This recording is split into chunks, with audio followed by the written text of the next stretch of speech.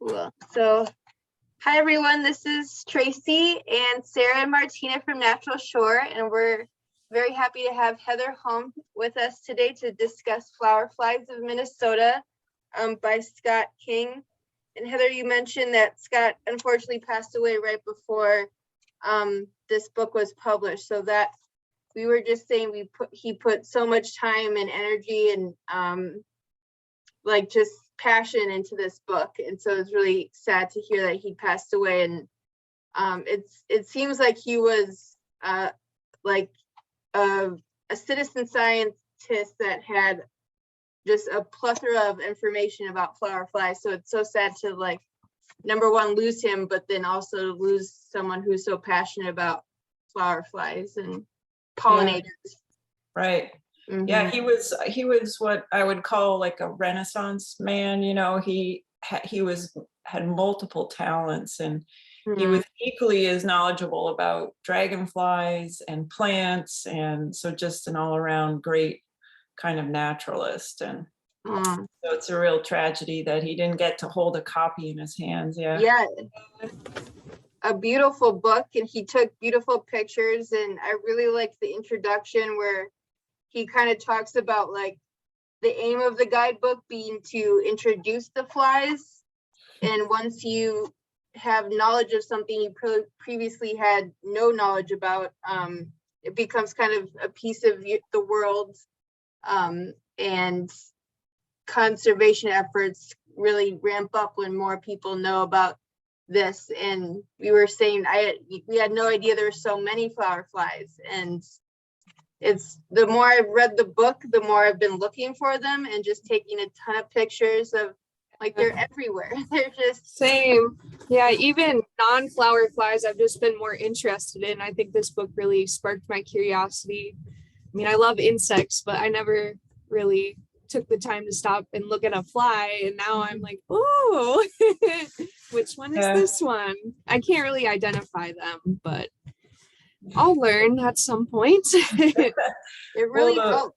Yeah, and the amazing thing is, as the book kind of shows, is many of them are mimics, right? So they're, you know, they're looking like wasps or bees, or so a casual glance at a flower might trip anybody up, and exactly, they wouldn't even know they're looking at a fly. But. Right. Yeah, and some of them, like, he puts down you know, when they're pretty common, but there's a lot of them that are also uncommon and rare. So it's like, I mean, I was trying to look at the list, which I like that he included at the back of the book, that you can fill out once you find something. You can kind of knock it off your list. And so I want to find out some of those rare ones. And yeah, I wonder if they would be more common if people actually went looking for them. Right. I think that's the case for a lot of insects, you know, that most people don't pay attention to, right? That they're probably out there, or, you know, we knew they were there 100 years ago in a certain county in the state, but how many people are looking for them? So, Yeah. Everyone's looking for the rusty patch bees and the monarchs, which I think is great, but like, now that I know that some of these are out there, and they look pretty cool. Like, I thought this one, the Eastern Band Winged Hoverfly, like some of them are just like so colorful and interesting looking, and they have weird faces, and it's kind of too bad that some of them are so tiny. Like, they have to get in there. Even some of the common ones are pretty tiny, like the genus, I think it's Toxomeris, or they're called the calligraphers. I just saw one today, and it was like super tiny that it would be even hard to photograph, I think. Yeah, they are, and it's one of those where you're taking pictures of a bigger thing, and then it's not till you look back at it later. I'm like, I took a picture of a bumblebee, and that's blurry, but the butterfly that I had no idea was even there, that's kind of in focus somehow. So I'm gonna put that on Instagram or iNaturalist and stuff. They're so tiny, and it's like what I'd call a fortuitous photo bomb, right? The insect that you didn't really want in focus is now what's piqued your curiosity. If I can get something in focus, then I call that a win. Yeah, if they don't fly away. Well, Yeah. one of the things I've been doing since helping Scott with this book is looking more for the larvae. So the ones that are eating aphids, and Yes. if I have a aphid population on a plant in my garden, or if I'm out somewhere, I'll be, looking over all the leaves, and I usually do find some of the syrphid fly larvae. And so Oh, that's so cool. yeah, they look kind of like caterpillars, but they'll be hanging out in the aphid population. Yeah, I was amazed by all the strategies of the different species and their larvae, and how some are, can live in manure, and then there's others living right on plants eating aphids. I mean, it's just crazy. And then they talked about some of them, like in leaf litter, eating the microorganisms that are decaying that organic matter. So Yeah, that was interesting too. It seems like they can do it all in survival. Yeah, most isn't that weird? Yeah, it's almost like the 4 subfamilies are broken up into their larval habitat, that and that one is associated with ants, like it gets reared in ant nests. I think there was one that was like a family was associated with the adults suck like the sap suckers. Like, and a lot that are in like rotting trees and stuff. That's very specific, and it's like a specific time of year. It's just so cool. Yeah, you think of in a forest, a limb rips off, and then it creates that small cavity in the trunk, and water and sits in there, and bacteria, and that's where some of them occur. Yeah. I mean, unless you knew where to look. Right. Yeah.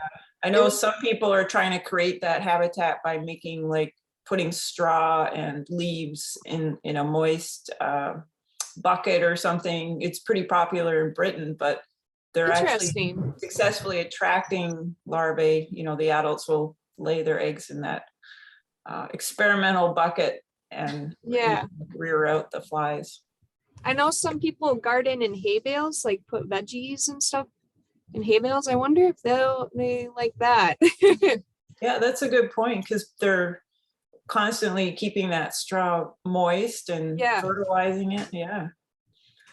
I liked in the book how he does put research opportunities, and I thought that was cool. I haven't really seen that in other books, where it just shows when I'm reading some books, I'm like, oh, all of this stuff has been figured out already, and there's someone out there that already knows everything. And the fact that he's there's still a lot of research to be done, there's still questions we need answered, and I thought that was really cool to include that in the book too. And the more you learn, then the more you realize that there's still other stuff to learn. And it seems like with the flower flies, there's still a lot to be researched still. So I think so. I think the insects that have more economic importance get more funding for research, but as we just talked about, all of the flower flies, for that part, they visit flowers, they have the potential of pollinating plants,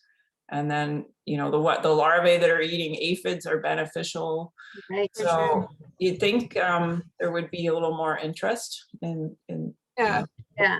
funding the research. But I think when people hear flies, they think about the ones that bite you and bother you and stuff, and then looking at these on the flowers, some of them are so pretty and have such cool patterns in their eyes and stuff, and they don't sting you, they don't bite you, they're not there at all to cause any harm towards humans. So they really have that beneficial economic too, where if they didn't eat up all of our compost and stuff, then we would be kind of in a bad place as a society. So and I really appreciate about flies that they hover. I just think that's such an interesting phenomenon. They beat their wings so fast that they just hover right there in the air. Yep. And that's something you can look for. They'll sit and hover in front of flowers, and I think not many bees can do that. So I think I read that the males will hover over their territories as well, just kind of scouting it out. Yeah. It's cool they find hills too and do the hill topping thing, where I'm on so many hills for maintenance, and I'm like climbing up these hills, and I'm like, oh, but now that I know there could be some flies on the way up that I can watch, that'd be cool. But very Yeah, interesting. I was surprised about that because that's a common behavior of some bees and wasps, the males, for looking for mates. They will also do hill topping, but I had no idea flies would. That's really cool. Yeah, and I thought it was cool too. I didn't know that they were pollinators before bees were. Like they've been around as a family even longer than bees, and I think they're we need to have just as much respect for them as pollinators as some of the bees, because they've been doing it for longer, and that was cool.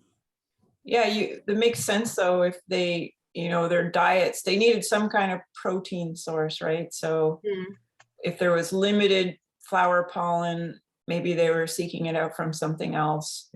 And then with more flowering plants evolving, then they maybe switched. But given all those different weird larval habitats, you can see how they may have evolved and found a place on Earth before bees did, and flowers really started to, diversify. For sure. Yeah, Heather, I have a question for you. So we kind of talked about like flower flies. There seem to be generalists on a lot of native plants and flowers. And I know you've talked about like powerhouse plants for wasps and bumblebees. Do you think there's any powerhouse native plants for flower flies? Wow. Yeah, that's a good question. I mean, some of them, the females and the males have fairly long mouth parts. They almost have that kind of articulating tongue. So often it's those different physical traits of a flower visiting insect, whether they can, successfully reach the nectar or consume the pollen. You'll see a lot of flower visitation by the flower flies of the females, because they'll be eating a lot of the flower pollen. So that pollen needs to be pretty exposed and not concealed. So I would say they're forced into visiting more open flower forms, like aster family. This time of year I see them on like spiderwort. The females really like spiderwort pollen. But you may not see them visiting penstemon or something. They don't want to crawl down a penstemon flower to get the pollen. Right. Yeah, today I saw one. It was so small that I could fit in between a flower, common milkweed, and those have such a weird shape that kind of trap their legs and stuff. But this one was so tiny, you could come in by the side and grab get some the bottom of it. Yeah, and I was like, oh my gosh. But yeah, the more you see them too, then the more you notice them, and I've been seeing them on yarrow as well. Yep. Yarrow has the stamens and anthers kind of stick up, so I think that's a pretty convenient feeding platform. Yeah, for sure. Yeah, that's really cool. Yeah. Do you have a favorite flower fly? I have a favorite. I like some of the yellow jacket mimics. There's one that seems to really like Canada elderberry or American elderberry that's blooming now. And it will, I think, mostly males, but they seem to be almost territorial around those flowers. So, and they buzz like a yellow jacket. So unless you can tell the difference, some people may be kind of scared to see yellow jacket. I'll go walk up there. But they seem to really like that flower's pollen, the elderberry. Cool. Yeah, I had a tree fall in my yard last week, a big black cherry. Oh, wow. And I think one of the wood flies, I can't remember the genus, might be Somnula, that also looks like a yellow jacket, was nesting in the rotting wood of the tree. So unless the tree fell, I would have no idea, or would never have found. Yeah. Yeah, that's really cool. Yeah, it seems like there's more of them that mimic other things, and they're so close. Like there's ones that, to me looked exactly like bee wolves, and the mimics are so super close and really impressive, and it's crazy that evolved that way. Yeah. Shall we kind of say how to like differentiate them? Oh, sure. Yeah. You guys want to start? Or Well, I know it's with the antennae, they're a lot smaller. And then obviously flies have two wings, diptera, Yep. die. So I always look for the really big eyes. That I feel like that's always a giveaway. Like, oh, Yeah. you're actually a fly. You're not a bee. Yep. Those are great tips. Yeah. Sometimes there's a few that will have a little bit longer antenna that may throw people off, but generally they're pretty stubby. And, yeah. and the eyes are a giveaway too. Yeah. Mhm. Sort of encompassing the whole head. Yeah, there's some Yeah. longer antenna. Yeah. Some of them are so like fluffy too. Like, I mean, just look. Yes. Bumblebee like. Yep. Yeah. That they have so much hair, and that's really cool. Scott had to go to the insect collection frequently just to try and get some photographs of those rare species, or the ones that, you know, haven't been seen since the turn of the century, or last century rather. Yeah. So some of the images are of these pretty old and dried up specimens, but he was pretty determined to really try and make this guide comprehensive for Minnesota. So make sure he was able to showcase all the species. Yeah, these pictures are just so wonderful. Mhm.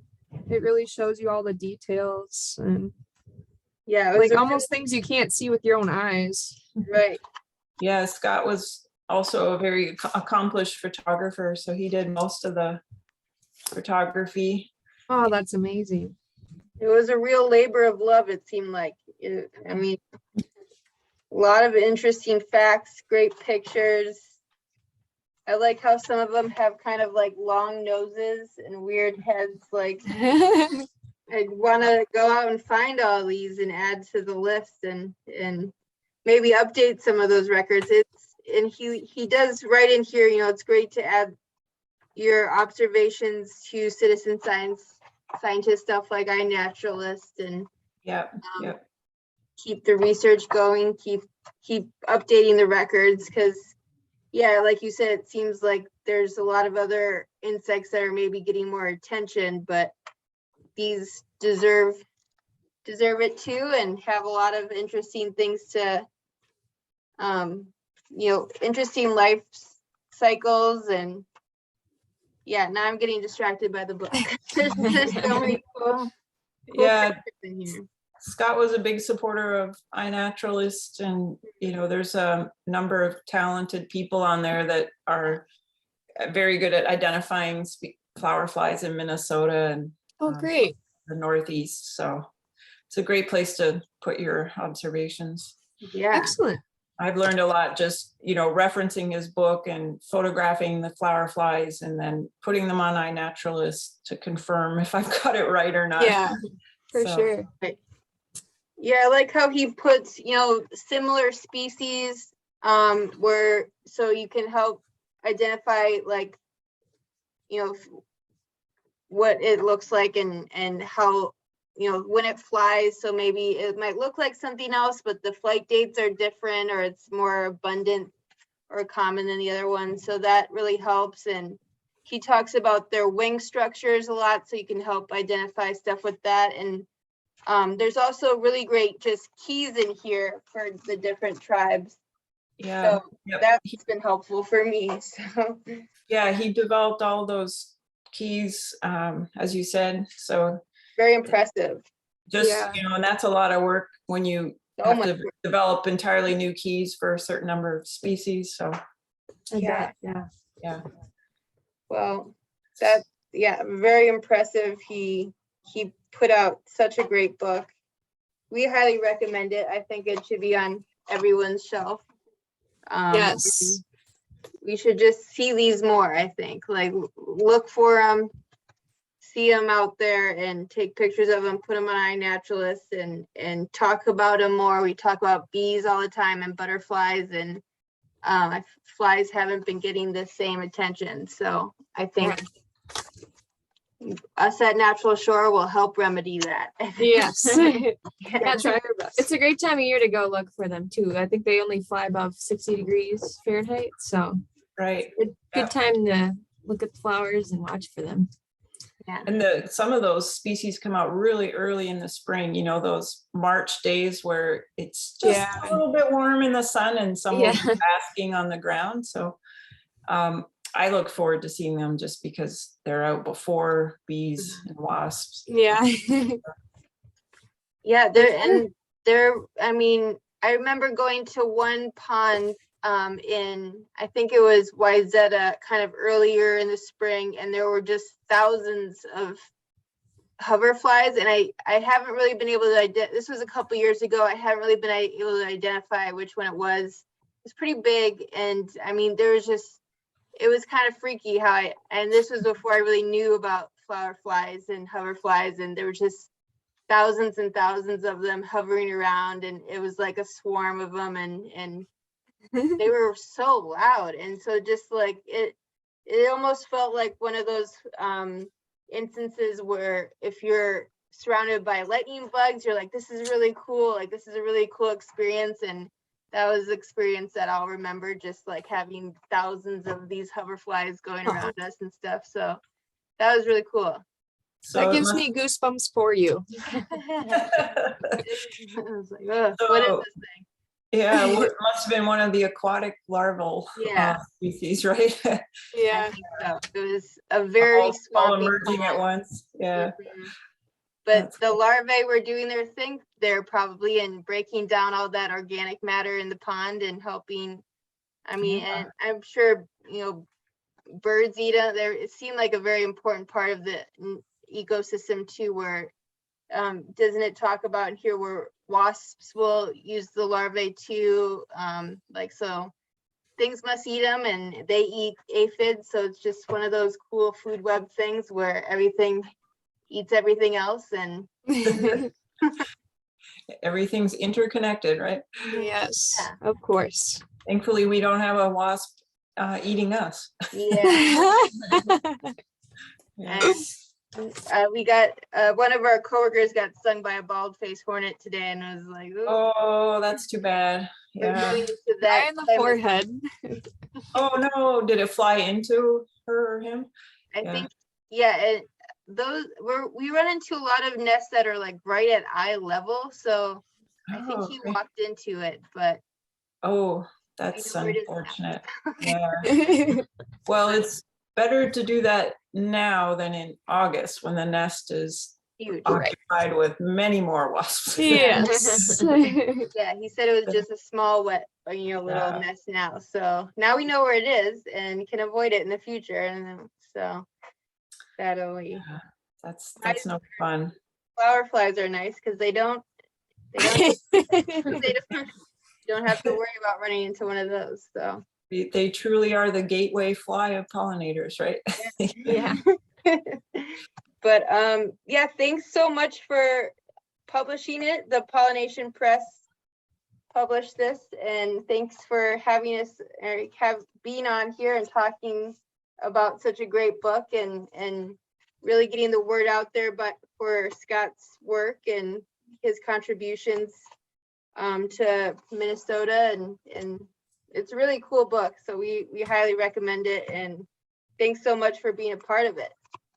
Hey, you're welcome. Yeah. Great to be on the Natural Shore Book Club. Well, You're welcome anytime. yeah, please come back. All right. But yeah, we'll sign off now, and yeah, thanks so much, Heather, for being on here. Thank you, Sounds good. Heather. Have a good summer. You too. Yeah, you too. Bye.